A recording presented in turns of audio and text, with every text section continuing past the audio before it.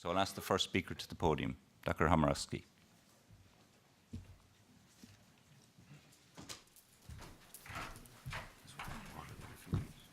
Thank you. Thank you to all of you for attending, and also to the organizing committee for selecting this abstract as an oral presentation. This is a follow-up to the presentation I gave this morning, and I'm proposing a whole new clinical-based assessment that I'm calling a beef-calf vigor assessment. And so beef-calf or vigor has been termed a vital survival characteristic. This is particularly important in beef calves where we don't routinely feed colostrum.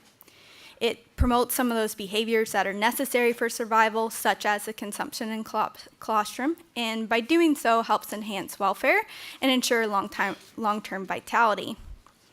As you all know, there's a lot of things that occur around the birthing time: dystocia, blood gas disturbances, trauma, all things that can reduce vigor. And that has led to the adaptation of APGAR scores from the human medicine to beef calves. This would be one of the more common variations of the scoring system used in calves to identify those that are compromised. However, it's not ever been widely adopted.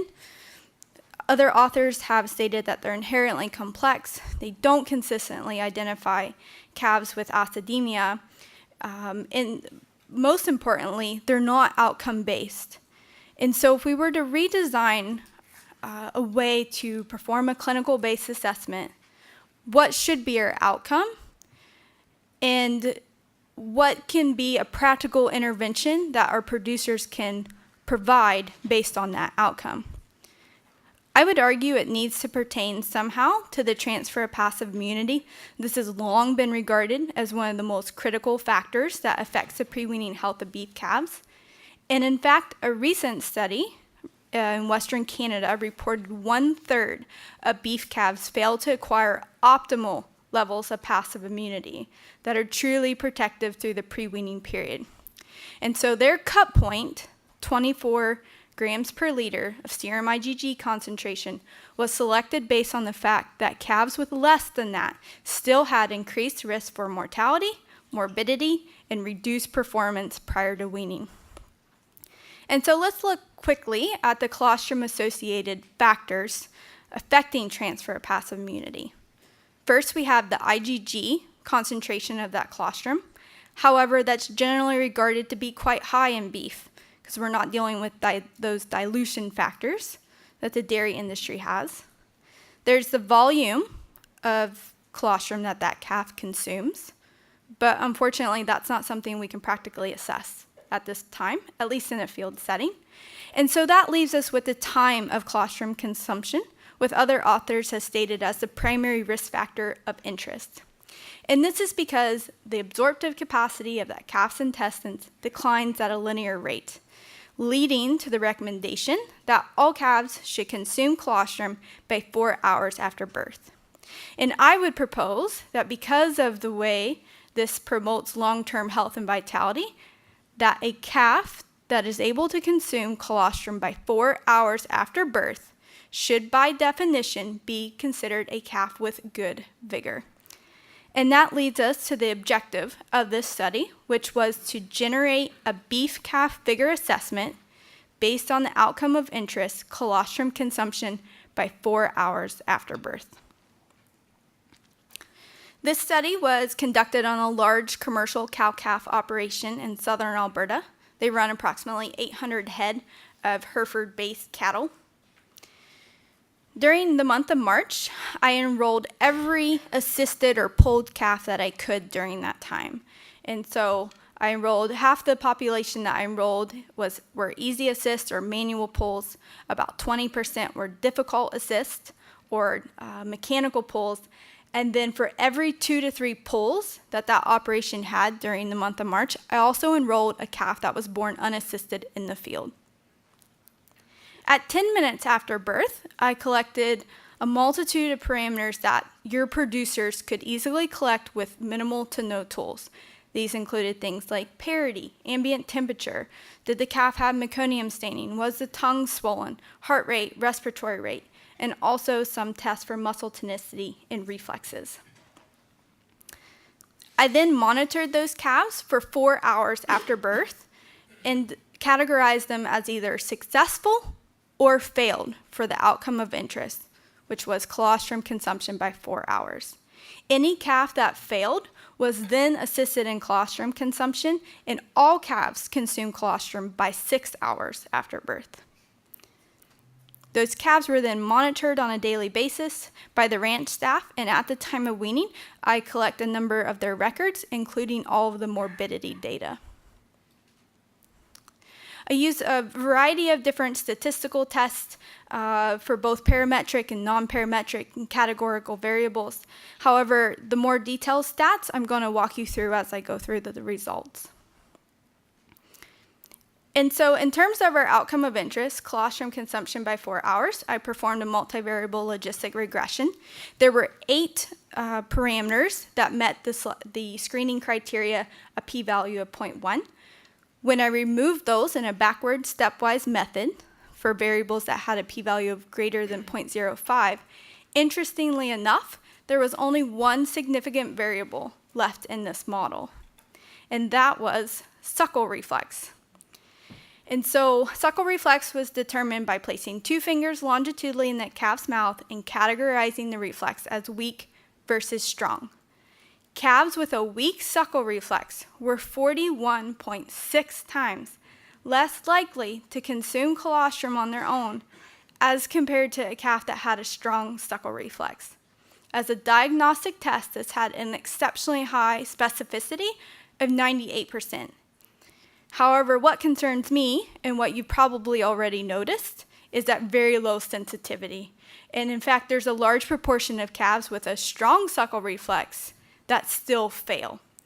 And so I looked to a different way to increase the overall sensitivity of my beef calf vigor assessment, and I used the methods described for Fagan's nomogram to do this. So I combined it with the variable in my data set that had the highest sensitivity for this outcome. And that was calving ease. And so here I have each of the percentages by calving ease category that failed to consume colostrum by 4 hours. In my beef calf vigor assessment, those same percentages, probability of failure, were used as the prior probability of failure in the overall assessment. I then used the sensitivity and the specificity from suckle reflex to calculate the positive and the negative likelihood ratios so that I could determine the probability of failure within each calving ease category. And so if there was an unassisted calf, that calf on its own without any other data had approximately a 14% probability of failure. However, if that calf had a strong suckle reflex, it decreased the probability of failure to only 8%. If that same unassisted calf had a weak suckle reflex, the probability of failure increased to 78%. Now, as a practitioner, this group of unassisted calves is typically the group that I thought was low risk. But if we go back to what I mentioned in the introduction, approximately 1/3 of beef calves fail to acquire optimal levels of passive immunity that are truly protective through the pre-weaning period. But in Canada, on average, we only cyst about 7% of beef cows. That means that by default, the largest proportion of suboptimal performers, calves with suboptimal health in our general population, have to be coming from this unassisted category. And so I hope this brings some more attention to these calves in terms of what we consider to be a low-risk calf or a high-risk calf. I also hope this is something that you can share with your producers that will ultimately help them optimize time and labor on their operations, enhance the welfare and the health of those calves, and hopefully positively impact their bottom line. This tool can also be used to more accurately predict within the assisted categories. So in my data set, if a calf was an easy assist or a manual pull and that calf had a strong suckle reflex, only a 26% chance of failure. However, if that same easy assist had a weak suckle reflex, the probability of failure increased to 94%. Within the difficult assist, if that calf had a strong suckle reflex, approximately a 50% chance of failure. However, if that calf had a weak suckle reflex, again, virtually no chance that that calf is going to be successful. So this is what I'm proposing. Instead of the traditional methods of APGAR scores that assume parametric methods, that we adopt something like this because of the practicality on our producers' operations. I performed a number of other models for my study as well, and the one I wanted to pull out to share with you today was the logistic regression for pre-weaning treatment risk. I used the same methods as I described earlier, and interestingly enough, there was only one variable that was significantly associated with pre-weaning treatment risk in my data set. And so, as I mentioned earlier, I categorized calves as either succeeded or failed for the dichotomized outcome of interest, colostrum consumption by 4 hours after birth. Even though I fed all of those calves colostrum by 6 hours, if the calf failed, he was 2.8 times more likely to be treated prior to weaning. And so this really emphasizes the value of using this type of assessment. So just to review some main results, key discussion points. Utilizing measures of calving ease and suckle reflex are a quick and easy way to assess newborn beef calf vigor. And hopefully this objective measure of vigor can be used in other experiments as well. I was talking earlier with someone about the importance of nutrition in Australia. We certainly have, nutrition is certainly king in Western Canada as well. And so maybe this is something that can be used to analyze different experimental management groups or diets during gestation. However, regardless of the calving ease, a calf with a weak suckle reflex should certainly, you should certainly have some type of protocol in place at your client's operations to help ensure colostrum consumption in those calves. And the value of identifying these high-risk calves is further emphasized by those negative impacts that we saw on the pre-weaning health. With that, I'd like to thank all the folks at the University of Calgary, my supervisors, Drs. Windier and Kostelic, my committee members, Drs. Pager and Timsit, also Drs. Kwong, Kalkett, and Boyson for their assistance with this project. A big thank you goes out to the research assistants and the calving crew. I made calving season even more stressful than they thought it could be, and also to the Simpson Ranch Fellowship Beef Cattle Health Endowment for funding this research. Be more than happy to take any questions. Thank you, Dr.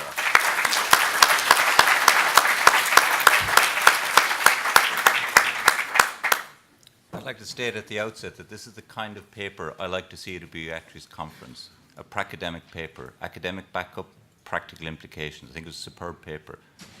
I'll take questions on the paper now.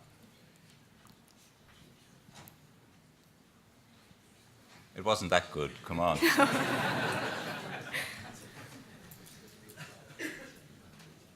Okay, I've got a question. Yes. In your unassisted calvings, given that you were video monitoring, did you monitor the duration of stage 2? Because you lump them all as unassisted, but they have hugely variable durations. That's a good question. And so on a portion, I do have the duration of stage 2, but not consistently for all the dams. It's important to recognize that these are commercial cows on a private operation, and so these are not barn cows. And so when you bring these cows into the barn to calve, they show obvious signs of altered behavior and stress, and they shut down parturition. And so we ended up having to allow most of those calves to calve in the pasture.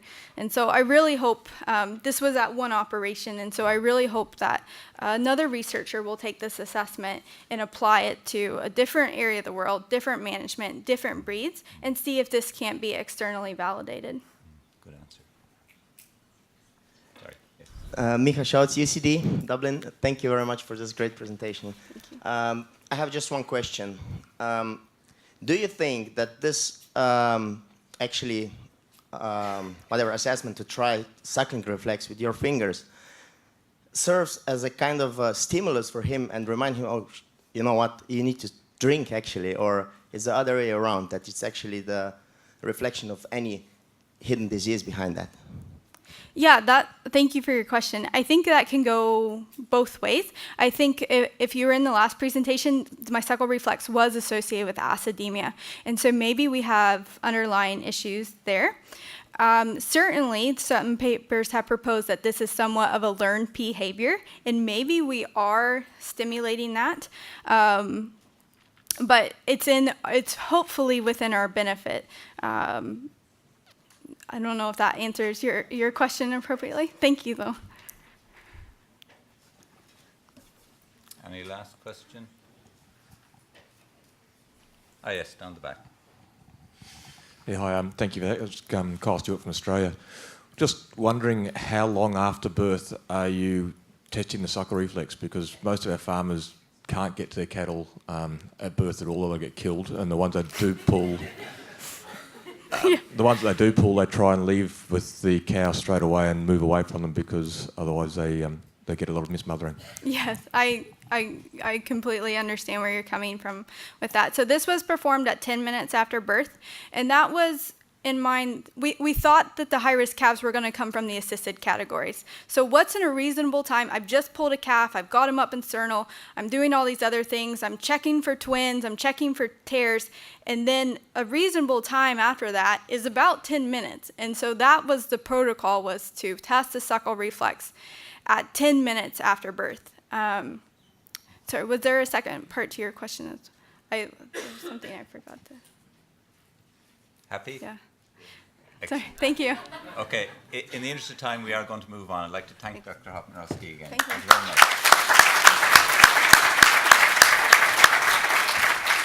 Just remember the bottom.